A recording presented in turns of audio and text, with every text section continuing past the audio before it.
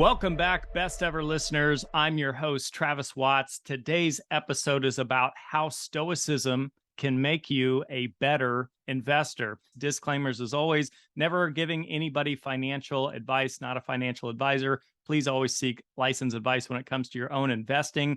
With that top of mind, this episode's going to be fun. I've been studying Stoicism for years now. I'm sure I could make an hour-long episode on this topic, but in respect of your time and to the purpose of what this show is all about, I'm going to keep this very consolidated, tight, right to the point, no fluff, and we're going to dive right in. So if you're not familiar with Stoicism and what I'm talking about, it's basically a philosophy. It dates back about 2,000 years ago, but is still extremely relevant to today's world. And it's because it's about psychology, it's about humans, it's about obstacles. And so we still encounter the same things today that we had even 2,000 years ago. At its core, Stoicism is really about training your mind and your psychology and how you see things so that you can better overcome fear, uncertainty, obstacles, and all along the way becoming a better person, and in this case, becoming a better investor. So I'll skip all the long-winded history. We'll get right to the point, and I just want to highlight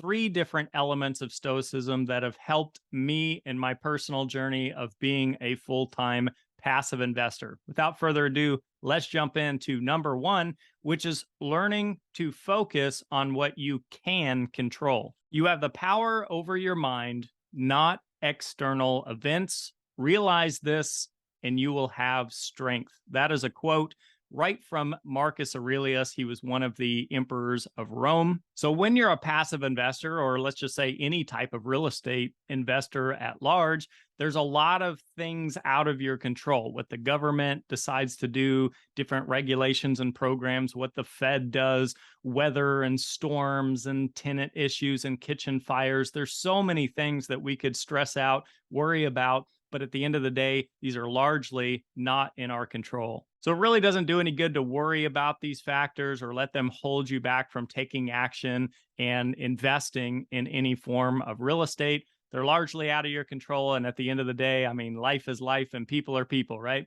So the things that are in your control would be things like doing proper due diligence before investing, or deciding to conservatively underwrite a deal or to invest in a deal that's conservatively underwritten, having proper insurance coverage on the real estate you're buying or investing in, having adequate cash reserves set aside for the unknown, unexpected events that will inevitably arise in one form or another. Those are just a few examples of things that are in your control that will help simplify your investing. Number 2 is to be tolerant with others. Another great quote that comes from Marcus Aurelius is to be tolerant with others and strict with yourself. So his basis for this, again, more than 2,000 years ago, was education was not necessarily widespread. Most people were not formally educated. And you could really say the same thing about today in terms of financial education. Most people have not taken the time,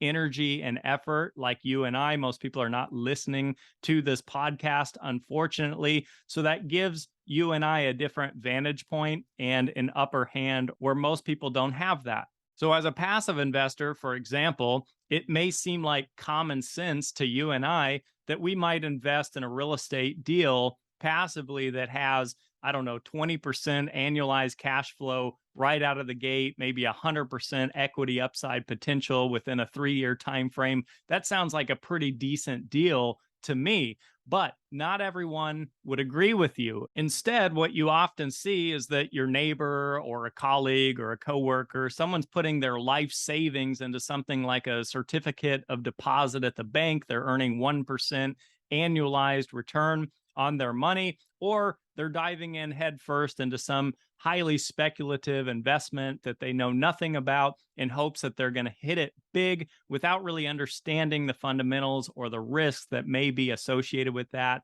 That, unfortunately, my friends, is just life, and that's how it goes. So we have to be understanding and forgiving of those, as Marcus Aurelius would say, have been cut off from the truth. Number 3, you can be twice as rich by desiring half as much. This stems from a quote from Democritus. He's once said, "By desiring little, a poor man makes himself rich." And I've talked about this concept in past episodes. It's easy to get caught up in what I call the success cycle of wanting more and more things, more money. After all, that's the American way, right? But if we take a step back and we really think about what brings us the most happiness, I bet you would find that, for example, friends and family are somewhere up there near the top. Perhaps your health, maybe being charitable and feeling good about helping someone else along their journey, maybe being out in nature or meditating, just taking a break from the hustle and the grind. And if we analyze that, a lot of these things are free or of very little cost. So that begs the question, what are you really after? And how much is enough? So check out episode 1 of Passive Investor Tips if you haven't already for a deeper dive on those specific topics. But at the very least, I just encourage you to write down what happiness means to you and what things bring the most happiness and fulfillment to you. That's a pretty easy exercise. It could take you 5 minutes, and you might find some real obvious realizations in doing so. And you might find things like, your original goal, let's say, with being an investor was, I want $50,000 per month passive income. You might actually find that that's more like $15,000 per month, maybe even $10,000 a month. So we're all different. I'm not telling you how to live your lifestyle, or I'm not saying don't want fancy cars and big houses. I'm just saying, do those things really bring you the most fulfillment and happiness? It's worth questioning. So these are just 3 quick takeaways from Stoicism. There's a lot more I can cover, and there's probably more I will cover on future episodes. So a big fan of Ryan Holiday. He's just a guy out there in the industry who's taken these old writings and translations of Stoicism and made them simple and easy to understand. So Google him for some more info if you want to take a deeper dive on Stoicism. And the last thing I want to leave you with is a short story that I've never shared on a podcast or with the general public. But on my right arm, I have a tattoo, and that tattoo says memento mori, which is Latin. And the literal translation is to remember your death and remember that you're mortal. So at first glance, that sounds a bit disturbing, right? But it has a much deeper meaning, at least to me. Marcus Aurelius framed this with a quote that says, "You could leave life right now. Let that determine what you do, say, and think." And the takeaway to me is that investing is not just about money. It's about creating an optimal lifestyle to bring more happiness and fulfillment to you and your family while helping other people along the way. When I was 17 years old, I wrote a book, and it was my senior year of high school. And I didn't write a book because it was a school project.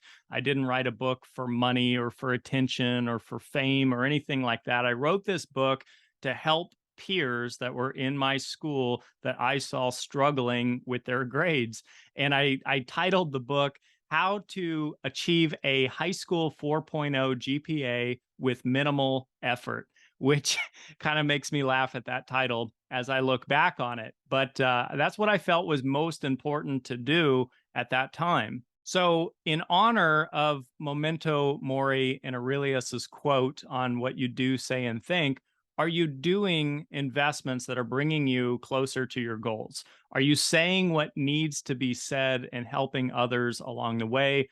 Are you thinking like a true professional? So with that, to your success, as I like to say, thank you guys so much. This has been another episode of Passive Investor Tips. I'm Travis Watts, always happy to be a resource or mentor to you, or please share, like, subscribe, comment, share these episodes with people in your network that you think could find value from these. This is going to be ultimately a 100 episode series that I'm making. It's about the mindset, philosophies, strategies, formulas of being a passive investor. It doesn't always have to mean real estate, but I'm a big proponent of hashtag passive income.